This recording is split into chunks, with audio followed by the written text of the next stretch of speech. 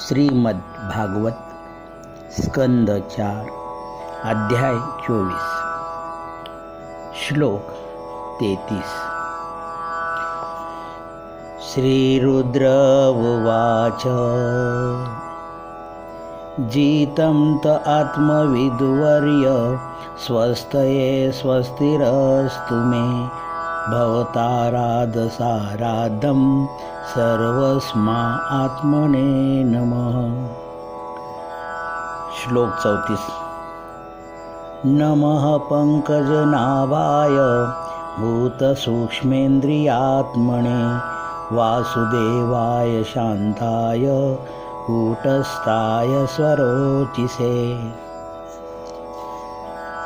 श्लोक 35। संकर्षणाय सूक्ष्माय दुरन्तयान्तकाय च नमो विश्वप्रबोधाय प्रद्युम्नायान्तरात्मने। आता आपण श्लोक 33, 34 आणि 35 यांचा अर्थ बघूया। श्री रुद्रांनी पुढील प्रार्थनेने पुरुषोत्तम भगवंतांना संबोधित केले। हे भगवन, तुमचा विजय असो। तुम्ही सर्व आत्मसाक्षात्कारी पुरुषांमध्ये सर्वश्रेष्ठ आहात। तुम्ही आत्मसाक्षात्कारी व्यक्तींसाठी सदैव शुभदायी असल्यामुळे माझ्यासाठी देखील शुभदायी व्हावे अशी माझी इच्छा आहे। तुम्ही दिलेल्या परिपूर्ण उपदेशांच्या योगाने तुम्ही आराध्य आहात। तुम्हीच परमात्मा आहात। यास्तव सर्वश्रेष्ठ जीव या रूपातील तुम्हाला माझे सादर नमन असो। श्लोक 34 याचा अर्थ बघूया। हे प्रभू, तुमच्या नाभीतून उगम पावणाऱ्या कमळामुळे तुम्ही सृष्टीचे मूळ आहात। तुम्ही इंद्रिये आणि इंद्रिय विषयांचे नियंत्रक आहात आणि तुम्हीच सर्वव्यापी वासुदेव आहात। तुम्ही शांततेची मूर्ती आहात आणि आपल्या स्वयंप्रकाशित अस्तित्वामुळे तुम्ही 6 विकारांनी कधीही विचलित होत नाही। श्लोक 35। हे भगवन, तुम्ही सूक्ष्म भौतिक घटकांचे उगमस्थान, अखिल संकलनाचे तसेच विघटनाचे स्वामी, संकर्षण नामक अधिष्ठाता आणि बुद्धीचे प्रद्युम्न नामक अधिष्ठाता आहात। म्हणून मी तुम्हाला सादर नमन करतो।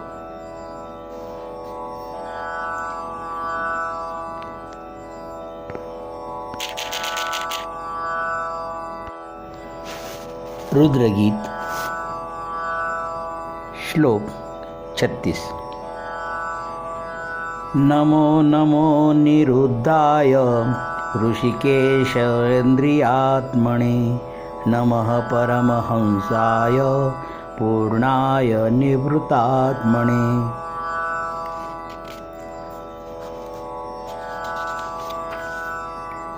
श्लोक 37। स्वर्गापवर्गदाराय नित्यमशुचिषदे नमः नमो हिरण्यवीर्याय चातुर्होत्राय तन्तवे। श्लोक 38। नम ऊर्ज ईशेत्रय्याः पतये यज्ञरेतसे तृप्तिदाय च जीवनाम नमः सर्वरसात्मने।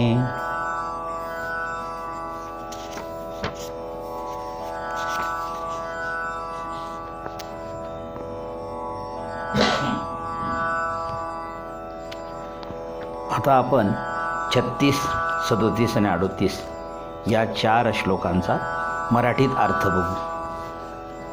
हे नाथ, अनिरुद्ध नामक सर्वश्रेष्ठ मार्गदर्शक अधिष्ठाता म्हणून तुम्ही इंद्रियाचे आणि मनाचे स्वामी आहात। यास्तव मी तुम्हाला वारंवार प्रणाम करतो। तुमच्या मुखातून प्रकट होणाऱ्या प्रखर अग्निज्वाळाद्वारे संपूर्ण विश्व नष्ट करण्याचे सामर्थ्य तुमच्यामध्ये असल्यामुळे तुम्ही अनंत तसेच संकर्षण म्हणूनही प्रख्यात आहात. श्लोक 37. हे भगवन, हे अनिरुद्ध, तुम्ही स्वर्गाची आणि मोक्षाची द्वारे उघडणारे अधिकारी आहात. तुम्ही जीवाच्या विशुद्ध अंतःकरणात नित्य वास करता, म्हणून मी तुम्हाला नमन करतो. तुम्ही सुवर्ण समान वीर्य धारण करता आणि म्हणून अग्नीच्या रूपामध्ये तुम्ही चातुर्होत्राधिक यज्ञांमध्ये सहाय्य करता. यास्तव माझे तुम्हाला आदरपूर्वक नमन असो. श्लोक 38. हे भगवन, तुम्ही पितृलोकांचे तसेच देवतांचेही पोषण करते आहात. तुम्ही चंद्राचे अधिष्ठाता तसेच 3 वेदांचे स्वामी आहात. सर्व जीवांच्या तृप्तीचे तुम्ही मूळ उगमस्थान असल्यामुळे मी तुम्हाला सादर प्रणाम करतो. श्लोक 39. सर्वसत्वात्मदेहाय विशेषाय स्तवीयसे नमस्त्रैलोक्यपालाय स ओजोबलाय च. श्लोक 40. अर्थलिंगाय नभसे नमोऽन्तर्बहिरत्मने नमः पुण्याय लोकाय अमुष्मै भूरि वर्चसे. श्लोक 41. प्रवृत्ताय निवृत्ताय पितृदेवाय कर्मणे नमो धर्मविपाकाय मृत्यवे दुःखदाय च. आता आपण त्याचा अर्थ बघू. प्रथम श्लोक 39चा. हे भगवन, तुम्ही अमर्याद असे विराट रूप असून तुमच्या ठायी सर्व जीवांचे व्यक्तिगत देह समाविष्ट आहेत. तुम्ही त्रैलोक्याचे पालनकर्ते आहात आणि म्हणून तुम्ही त्रैलोक्यातील मन, इंद्रिये, देह आणि प्राणवायू यांचे पालन करता. यास्तव तुम्हाला माझे आदरपूर्वक नमन असो. श्लोक 40. हे नाथ, आपल्या दिव्य ध्वनी विस्तारित करून तुम्ही प्रत्येक गोष्टीचा वास्तविक अर्थ प्रकट करता. तुम्ही अंतर्बाह्य असणारे सर्वव्यापी आकाश आहात आणि तुम्हीच भौतिक जगात तसेच पलीकडे करण्यात येणाऱ्या पुण्यकर्मांचे अंतिम ध्येय आहात, म्हणून मी तुम्हाला वारंवार प्रणाम करतो. श्लोक 41. हे भगवन, तुम्ही पुण्यकर्माच्या फळांचे निरीक्षक आहात. तुम्ही प्रवृत्ती, निवृत्ती आणि त्यांचा परिणाम म्हणून प्राप्त होणारी कर्मे आहात. अधर्मामुळे उद्भवणाऱ्या दुःखी जीवनावस्थेचे कारण तुम्ही आहात आणि म्हणून तुम्ही मृत्यू आहात. माझे तुम्हाला सादर नमन असो.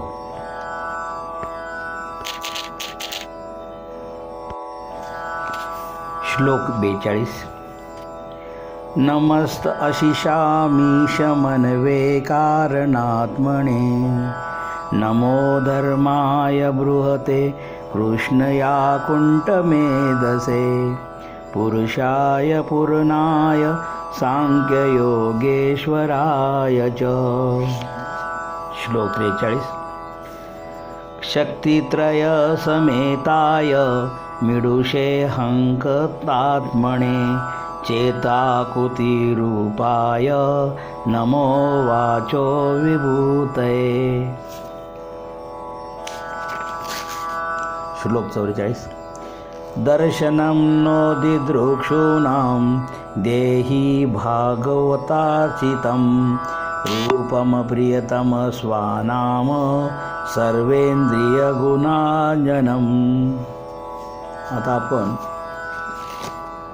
श्लोक 42, 43 आणि 44 यांचा मराठीतून अर्थ बघूया. हे प्रभो, तुम्ही सर्वश्रेष्ठ वरदाता आहात. तुम्ही सर्व भक्त्यांमध्ये सर्वश्रेष्ठ आणि पुरातन आहात. तुम्ही जगातील आध्यात्मिक तत्त्वज्ञानाचे स्वामी आहात, कारण तुम्ही सर्व कारणांचे परमकारण असे भगवान श्रीकृष्ण आहात. तुम्ही सर्वश्रेष्ठ धर्मतत्व आहात, सर्वश्रेष्ठ मन आहात आणि तुमची बुद्धी कोणत्याही परिस्थितीने खंडित होत नाही, म्हणून मी तुम्हाला वारंवार सादर प्रणाम करतो. श्लोक 43. हे नाथ, तुम्ही कर्ता इंद्रिय कार्ये आणि इंद्रिय कार्याचे परिणाम म्हणजे कर्म यांचे परम नियंत्रक आहात. म्हणून तुम्ही शरीर, मन आणि इंद्रियांचे नियंत्रक आहात. रुद्र म्हणून ओळखल्या जाणाऱ्या अहंकाराचे सुद्धा तुम्ही परम नियंता आहात. तुम्ही ज्ञानाचे आणि वैदिक उपदेशानुसार केल्या जाणाऱ्या कार्यांचे उगमस्थान आहात. श्लोक 44. हे प्रभो, तुमचे प्रिय भक्त तुमची ज्या रूपात अर्चना करतात अगदी तेच रूप मी पाहू इच्छितो. तुमची इतर अनेक रूपे आहेत, पण तुमच्या भक्तांना विशेष करून आवडणारे तुमचे रूप पाहण्याची मला इच्छा आहे. माझ्यावर कृपा करून मला ते रूप दाखवा, कारण भक्तांना आराध्य असणारे रूपच इंद्रियाच्या सर्व कामना पूर्णपणे तृप्त करू शकते.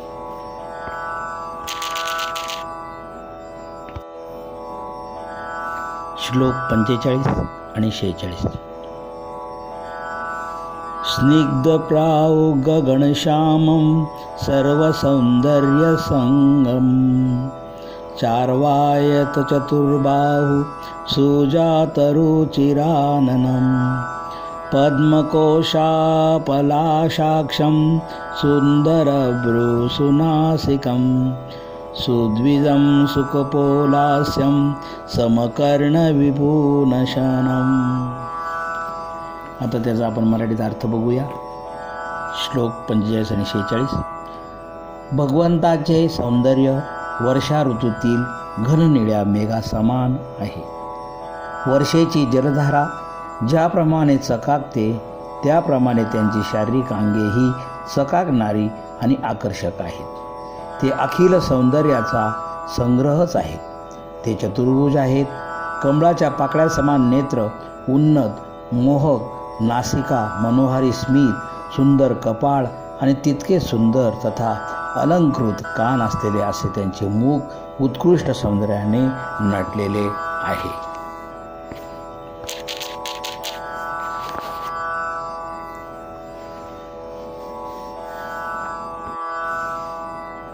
श्लोक 47-48.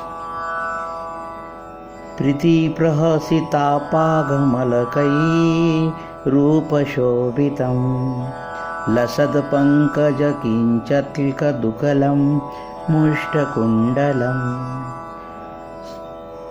श्लोक 48.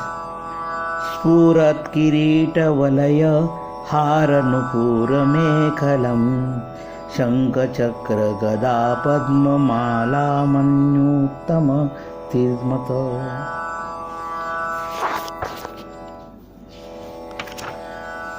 श्लोक 49.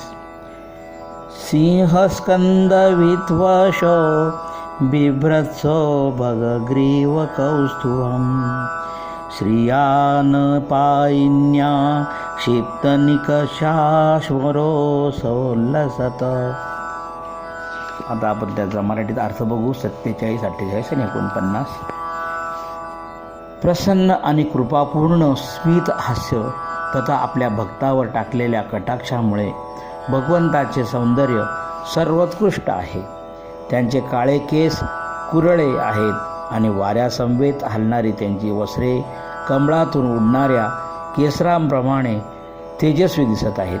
त्यांची चकाकणारी कर्णकुंडले, दैदिप्यमान किराट कडकडी, हार, नुपुरे, मेखला आणि इतर शारीरिक अलंकार, शंख, चक्र, गदा आणि पद्मासमवेत त्यांच्या वृक्षस्थळावरील कौस्तुभ मण्याचे नैसर्गिक सौंदर्य अधिकच वृद्धिंगत करतात.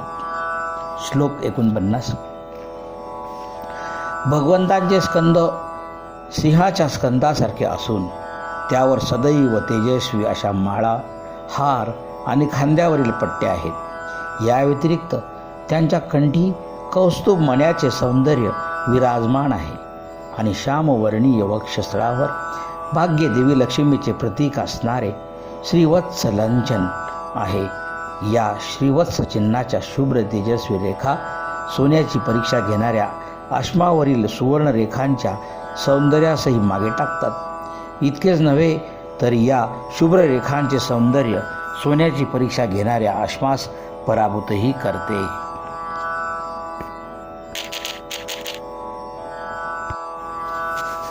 श्लोक 50.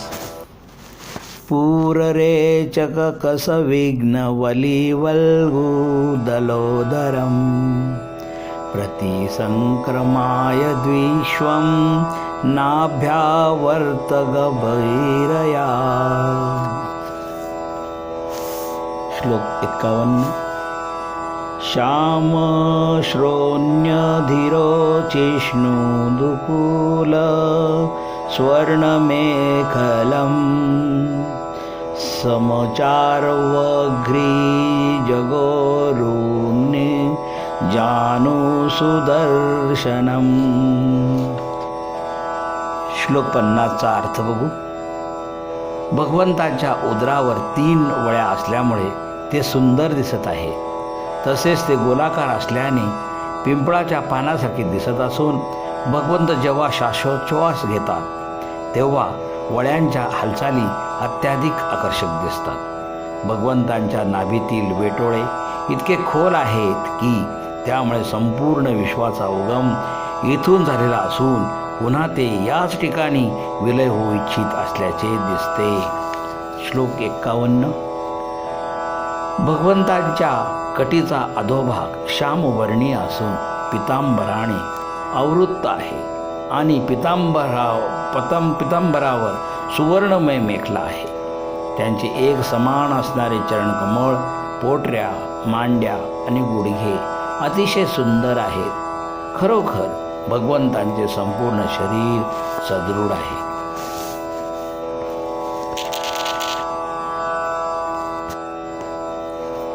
श्लोक 52. पदाशरद्म पद्म पलाचरोचिषा नखद्युभिर्णोऽन्तरगं विधुन्वता प्रदर्शय स्वीयं पास्तसाध्वसं पदं गुरो मार्ग गुरुस्तमोजुषाम. आपण त्याचा आता अर्थ बघूया. श्लोक 52. हे प्रभो, तुमचे चरणकमळ अत्यंत सुंदर आहेत आणि ते शरद ऋतूतील कमळाच्या उमलत्या पाकळ्यांसमान दिसतात. इतकेच नव्हे तर तुमच्या चरणकमळांच्या नखापासून इतके असीम तेज उत्सर्जित होते की त्यामुळे बद्ध जीवांच्या अंतःकरणातील अंधकार त्वरित नष्ट होतो. हे नाथ, भक्तांच्या हृदयातील अंधकार सदैव नष्ट करणारे तुमचे रूप कृपया मला दाखवा. हे स्वामी, तुम्ही प्रत्येकाचे सर्वश्रेष्ठ आध्यात्मिक गुरु आहात. म्हणून आध्यात्मिक गुरुच्या रूपाने तुम्ही अज्ञानांधकाराच्या आवरणाखाली असलेल्या सर्व बद्ध जीवांना प्रबुद्ध करू शकता. श्लोक 53. एतद्रूपमनुधेय मात्मशुद्धिमभीप्सतां यद्भक्तियोगो भयदाह स्वधर्ममनुतिष्ठताम्.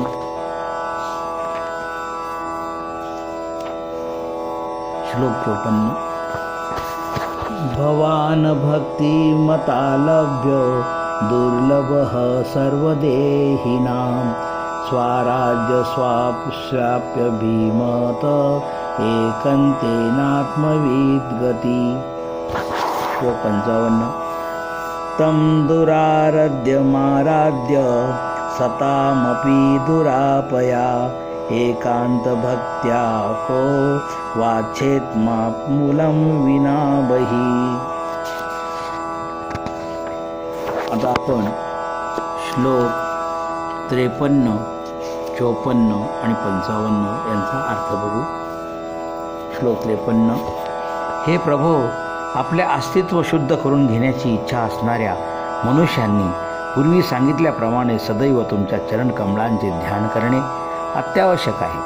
तसेच जे आपल्या स्वधर्माचरणविषयी गंभीर असून भयमुक्त होऊ इच्छितात त्यांनी भक्तियोगाचा हा मार्ग स्वीकारलाच पाहिजे.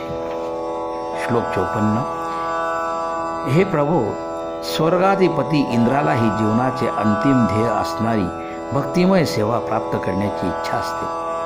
त्याचप्रमाणे जे लोक तुमच्याशी एकरूप होऊ इच्छितात, अहम ब्रह्मस्मी, त्यांची अंतिम गती देखील तुम्ही आहात. तथापि तुमची प्राप्ती करून घेणे अतिशय कठीण असते. तरी तुमचा भक्त तुम्हाला सहजपणे प्राप्त करू शकतो. श्लोक 55. हे भगवन, विशुद्ध भक्तिमय सेवेचे आचरण करणे अगदी मुक्तात्म्यांसाठी कठीण असते, पण केवळ भक्तिमय सेवाच तुम्हाला प्रसन्न करू शकते. जीवनाच्या पूर्णत्व प्राप्तीविषयी वास्तविकपणे गंभीर असणारा कोणता मनुष्य आत्मसाक्षात्काराच्या अन्य मार्गाचा स्वीकार करेल बरे?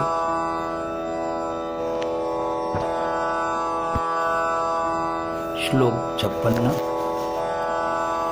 यत्र निर्विष्टमरणं कृतान्तो नाभिमन्यते विश्वं विध्वसयन् वीर्यशौर्यविस्फुजितभ्रुवा. श्लोक 57. क्षणार्धेनापि तुलयेन स्वर्गनापुनर्भवं भगवत्सङ्गी सङ्गस्य मर्त्यानाम किमुताशीषः.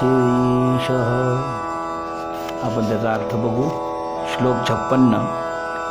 आपल्या केवळ भुवया चढून अजिंक्य असा मूर्तिमंत काळ त्वरित अखिल विश्वाचा संहार घडवून आणू शकतो. तथापि तुमच्या चरणकमळाच्या सर्वतोभावे आश्रय घेतलेल्या भक्तांवर भयंकर काळ आघात करू शकत नाही. श्लोक 57. जर एखाद्याने योगायोगाने अगदी क्षणभरासाठीही भक्तांचा संग घेतला तर त्याला कर्म आणि ज्ञानाच्या फळांचे आकर्षण राहू शकत नाही. मग जन्ममृत्यूच्या अधीन असणाऱ्या देवतांच्या वरदानांमध्ये त्याला कसे काय स्वारस्य राहू शकेल?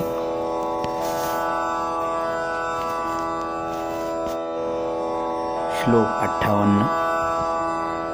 अथानघाग्रस्तव कीर्ती तीर्थयो रन्तर्वहि स्नान विधूत पाप्मनाम भूतेष्वनुक्रोश सुसत्वशीलीनाम स्वास्यमोनुग्रह एष नस्तव. श्लोक 59.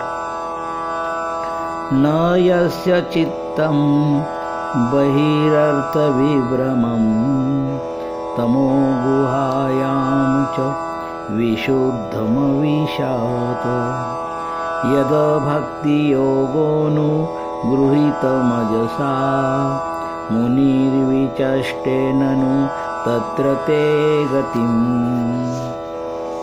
58चा आपण अर्थ बघूया. हे नाथ, तुमचे चरणकमळ सर्व शुभ गोष्टींचे कारण आणि पापांच्या प्रदूषणाचे विनाशक आहेत. म्हणून मला तुमच्या भक्तांचा संग प्राप्त व्हावा या आशीर्वादासाठी मी तुमच्याकडे याचना करीत आहे.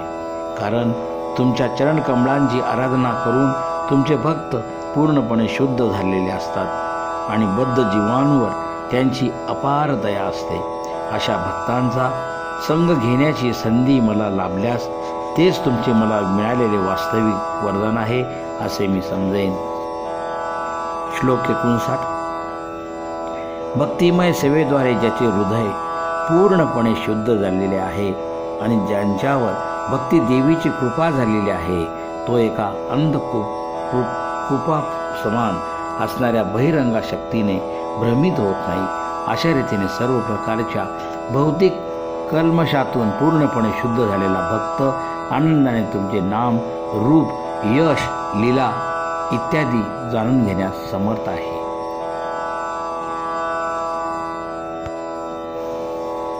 श्लोक 60. यत्रेदं व्यजते विश्वं विश्वस्मिन्न भवति यत तत्त्वं ब्रह्म परं ज्योति राकशीमि विस्तृतम्. श्लोक 61. यो माययेद पुरुरूपं वया सृजत बिभर्ति भूय क्षपयत्यविक्रयः यद्भेदबुद्धि सदिवात्मदुस्तया त्वमात्मतन्त्रं भगवन् प्रतीमहि. श्लोक 62. क्रियाकलापैरिदमेव योगिनः श्रद्धान्विता साधु यजन्ति सिद्धये भूतेन्द्रियान्तकरणोपलाक्षितं वेदे च तंत्रे च त एव को विद्या. आता आपण त्याचा अर्थ बघूया. श्लोक 60. हे भगवन, निराकार ब्रह्मज्योती सूर्यप्रकाश अथवा आकाशासमान सर्वत्र पसरते. संपूर्ण विश्व व्यापणारी आणि जिच्यामध्ये संपूर्ण विश्व प्रगट होते ती निराकार ब्रह्मज्योती म्हणजे तुम्हीच आहात. श्लोक 61. हे भगवन, तुमच्या अनेक शक्ती आहेत आणि त्या अनेक रूपांमध्ये प्रकट झालेल्या आहेत. अशा शक्तीद्वारेच तुम्ही हे भौतिक विश्व निर्मिलेले आहे आणि जरी तुम्ही हे विश्व चिरस्थायी असल्याप्रमाणे याचे पालन करीत असला तरी अंततः तुम्ही याचा विनाश करता. अशा परिवर्तनामुळे तुम्ही कधीच विचलित होत नाहीतला तरी जीव मात्र विचलित होतात आणि म्हणून त्यांना वाटते की हे विश्व तुमच्यापासून विभक्त व निराळे आहे. हे प्रभो, तुम्ही नित्य स्वतंत्र आहात आणि ही वस्तुस्थिती मी स्पष्टपणे पाहू शकतो. श्लोक 62. हे भगवन, तुमच्या विश्वरूपामध्ये 5 महाभूते, इंद्रिय, मन, बुद्धी, अहंकार जो भौतिक असतो आणि अखिलांचा मार्गदर्शक तथा तुमचा आंशिक विस्तार असणारा परमात्मा या सर्वांचा समावेश आहे. भक्ता व्यतिरिक्त कर्मयोगी आणि ज्ञानयोगी हे अन्य योगीजन आपल्या विशिष्ट स्थितीस अनुसरून विशिष्ट कार्य करीत तुमचं उपासना करतात. वेद आणि वेदांना अनुसरून असणारी पुरवणी शास्त्रे या दोहांमध्ये तसेच अन्यत्र सर्व ठिकाणी सांगण्यात आले आहे की एकमेव तुम्हीच पूजनीय आहात. हे सर्व वेदांचे निष्णात मत आहे.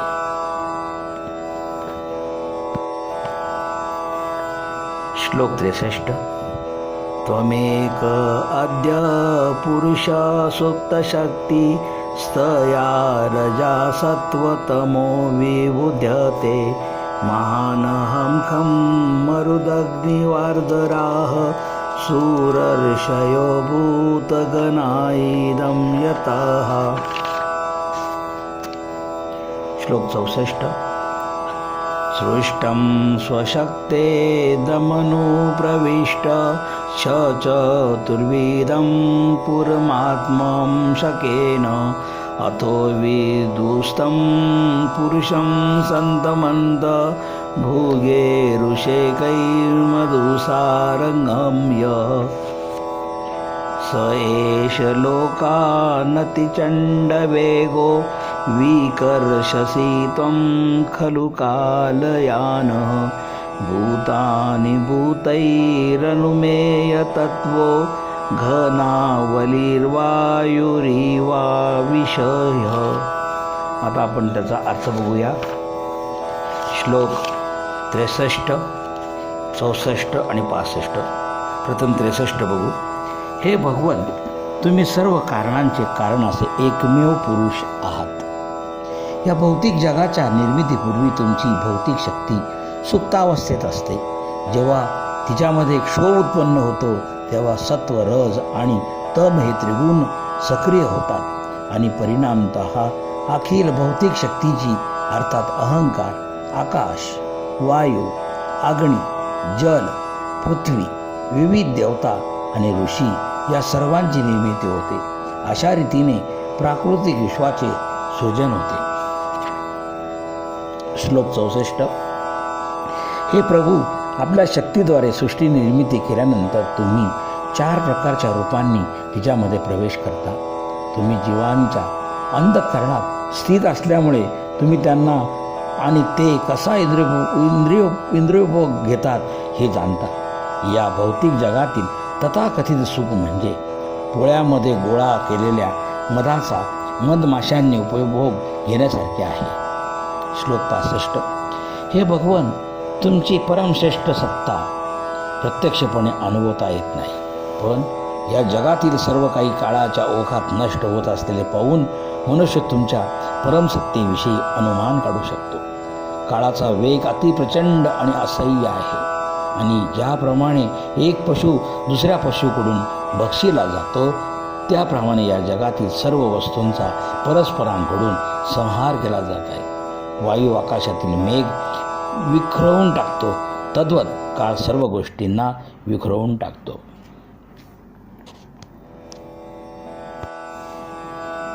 श्लोक 66. प्रमत्तमुचरिती कृन्तचिन्तया प्रवृद्धलोभं विशेषु लालसं तं प्रमत्तः सहसा विपद्यसे क्षुल्ले लिहानो हिरिवाकुमन्तकः. श्लोक 67. कस्त्वदाब्जं विजहाति पंडितो यस्ते त्वमानव्ययमानकेतनः विशकयास्मद्गुरुरर्चति स्म यद वीणोपपत्तिं मनवच्युतदर्श. आता आपण 66 आणि 67 याचा अर्थ बघू. प्रथम 66. हे भगवन, या भौतिक जगातील सर्व जीव उन्मत्त होऊन विविध योजना आखीत असतात आणि निरनिराळे कार्य करण्याच्या कामनेमुळे निरंतर व्यस्त असतात. अनियंत्रित लोभ हेच त्यांच्या कार्यमग्न ते मागील कारण आहे. ऐहिक उपभोग घेण्याची लालसा सदैव जीवाच्या ठायी असते. पण तुम्ही नित्य दक्ष असता आणि सापाने उंदरावर झडप घालून त्याला सहजपणे गिळून टाकावे, त्याप्रमाणे तुम्ही यथासमयी लोभी जीवावर आघात करतात. श्लोक 67. हे नाथ, तुमची आराधना केल्याविना संपूर्ण आयुष्य व्यर्थ जाते, हे प्रत्येक विद्वान पुरुषास माहीत आहे. असा ज्ञानी मनुष्य कशी काय तुमच्या चरणकमलांची अर्चना सोडून देईल? अगदी आमचे आध्यात्मिक गुरु आणि पिता श्री ब्रह्मदेव यांनी निसंकोचपणे तुमची आराधना केलेली असून 14 म्हणूनही त्यांच्या चरणचिन्हांचे अनुसरण केलेले आहे.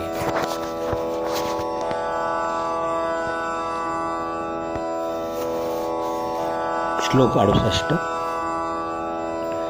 अथ त्वमसीन ब्रह्मण परमात्मन विपिशिताम विश्वमरुद्रभयध्वस्थं कूतच्छिदभयागति.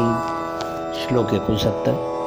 इदं जपत भद्रं वो विशुद्धानूपननन्दनः स्वधर्ममनुतिष्ठन्तो भगवत्यर्पिताशयाः.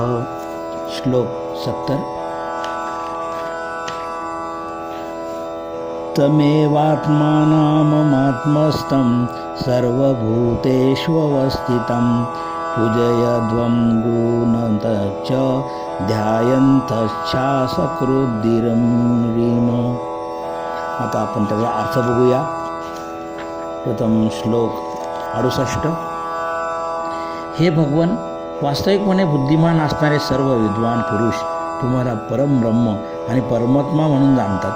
अंततः सर्वस्वाचा विनाश करणाऱ्या भगवान रुद्राचे जरी संपूर्ण विश्वाला भय वाटत असले तरी बुद्धिमान भक्तांसाठी तुम्हीच सर्वांचे निर्भय देहस्थान आहात.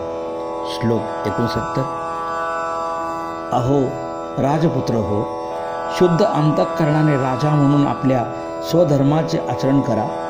भगवंताच्या चरणकमलावर आपले मन स्थिर करून केवळ या स्तुतीचा जप करा. त्यामुळे भगवंत तुमच्यावर अतीव प्रसन्न होतील आणि तुमचे सर्व प्रकारे कल्याण होईल. श्लोक 70. यास्तव हे राजपुत्रांनो, पुरुषोत्तम भगवान श्री हरी प्रत्येकाच्या हृदयात स्थित आहेत. तुमच्या अंतःकरणातही त्यांचा निवास आहे. म्हणून सदैव त्यांचे स्तुतिगान करा आणि त्यांचेच निरंतर ध्यान करा.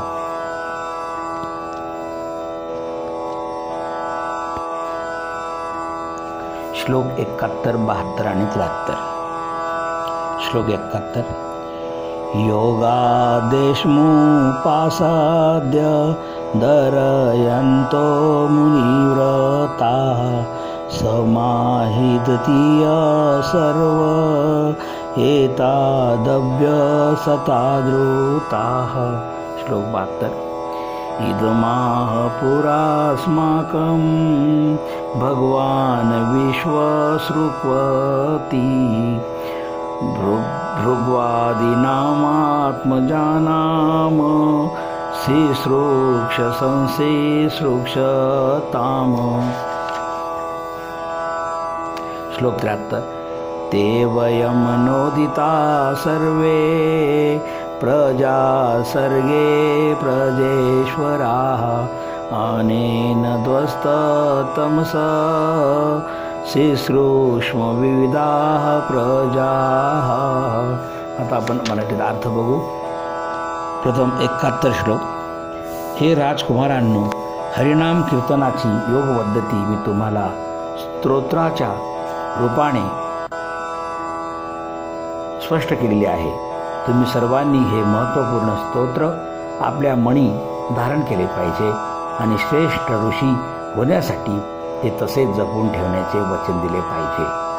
श्रेष्ठ ऋषींप्रमाणे शांत चित्ताने कार्य करून आणि आदर तथा ध्यानपूर्वक तुम्ही या पद्धतीचा अभ्यास करावा. श्लोक 72. सर्व प्रजापतींचे स्वामी असणाऱ्या ब्रह्मदेवांनी सर्वप्रथम हे स्तोत्र आम्हास सांगितले होते. भृगू आदी प्रजापतींनी निर्मिती करायची असल्याने त्यांना हे स्तोत्र सांगण्यात आले. श्लोक 73. जेव्हा ब्रह्मदेवांनी आम्हा प्रजापतींना प्रजोत्पत्ती करण्याची आज्ञा दिली तेव्हा आम्ही सर्वांनी भगवंताच्या स्तुतीप्रित्यर्थ असणाऱ्या या स्तोत्राचे उच्चारण केले आणि त्यामुळे सर्व प्रकारच्या अज्ञानातून पूर्णपणे मुक्त झालो. अशा रीतीने आम्ही अनेक विविध प्रजा उत्पन्न करण्यात समर्थ झालो. श्लोक 74. अतेदं नित्यदायोक्तो जपन्न वहितः पुमान अचिराच्छेय अप्नोति वासुदेवपरायणः. श्लोक 75. श्रेयसामिह सर्वेषां ज्ञाननिःश्रेयसं परं सुखमतरति दुष्पारं ज्ञाननव्यसनार्णवम्. श्लोक 76. य इमं श्रद्धया युक्तो मदगीतं भगवत्सवम् अधियानो दुराराध्यं हरिमाराधयत्ससौ. आता आपण मराठीचा अर्थ बघू. प्रथम 74 श्लोकाचा अर्थ. ज्या कृष्ण भक्ताचे मन सदैव कृष्ण चिंतनात तल्लीन झालेले आहे आणि जो अत्यंत आदरपूर्वक आणि ध्यानपूर्वक या स्तोत्राचा जप करतो त्याला जीवनाचे सर्वोच्च पूर्णत्व अविलंब प्राप्त होते. श्लोक 75. या इहलोकी विविध प्रकारचे लाभ प्राप्त करता येतात, परंतु त्या सर्वांमध्ये ज्ञानाची प्राप्ती सर्वश्रेष्ठ मानली जाते. कारण केवळ ज्ञानाच्या नौकेवर आरूढ होऊन मनुष्य अज्ञानाचा सागर पार करू शकतो, अन्यथा अज्ञानाचा सागर दुर्लभ्य आहे. श्लोक 76. भगवान श्री हरींची भक्तिमय सेवा करणे आणि त्यांची आराधना करणे जरी अतिशय कठीण असले तरी मनुष्याने मी रचिलेल्या आणि गायलेल्या स्तोत्राचे केवळ पठण वा उच्चारण केल्यास त्याला अगदी सहजपणे श्रीहरींची कृपा प्राप्त करता येते.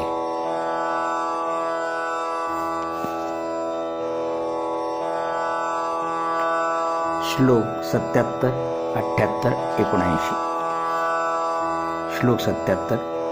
विंदते पुरुषो मुष्माद्य द्यदिच्छत्य सत्वरं मदगीतगीतात्सु प्रीतात् श्रेयसामेकवल्लभात् इदं यकल्य उत्थाय प्राजलिः श्रद्धयान्वितः शृणुयाच्छ्रावयेमन्त्यो मुच्यते कर्मबन्धनै. श्लोक 79. गीतं मयेदं नरदेवनन्दनाः परस्य पुष परमात्मनस्तवं जपंत एकाग्री धियस्तपदो महत चरद्वमन्ते तत आपशतेप्सितम्. आता आपण त्यांचा मराठीत अर्थ बघूया. प्रथम 77. सर्व मंगलमय वरदानांचे सर्वाधिक प्रिय विषय म्हणजे पुरुषोत्तम भगवंत आहेत. मी गायलेले स्तोत्र पठण करणारा भक्त भगवंतांना प्रसन्न करू शकतो. अशा प्रकारे भगवद्भक्तीमध्ये स्थित झालेला असा भक्त भगवंताकडून इच्छित वस्तू प्राप्त करू शकतो. श्लोक 78. जो भक्त प्रातःकाळी उठतो आणि मी रचिलेले हे स्तोत्र हात जोडून पठण करतो, तसेच हे स्तोत्र इतरांनी ऐकावे म्हणून त्यांना आवश्यक ती सुविधा उपलब्ध करून देतो, तो सकाम कर्माच्या बंधनातून निश्चितपणे मुक्त होतो. श्लोक 79. हे राजकुमारांनो, मी गायलेले हे स्तोत्र परमात्मा भगवंताच्या संतुष्टी प्रित्यर्थ आहे. हे स्तोत्र श्रेष्ठ तपश्चर्ये इतके परिणामकारक असल्याने तुम्ही याचे नित्य पठण करावे. अशा प्रकारे तुम्ही परिपक्व झाल्यानंतर तुमचे जीवन कृतार्थ होईल आणि तुम्ही निश्चितपणे सर्व इच्छित ध्येय प्राप्त करू शकाल. अशा रीतीने श्रीमद भागवताच्या 4थ्या स्कंदातील रुद्रगीत नामक 24व्या अध्यायावरील भक्तिवेदांत भाष्य संपन्न होते. हरे कृष्णा कृष्णा कृष्णा हरे हरे, हरे राम राम राम हरे हरे. श्रीमद भागवत की जय.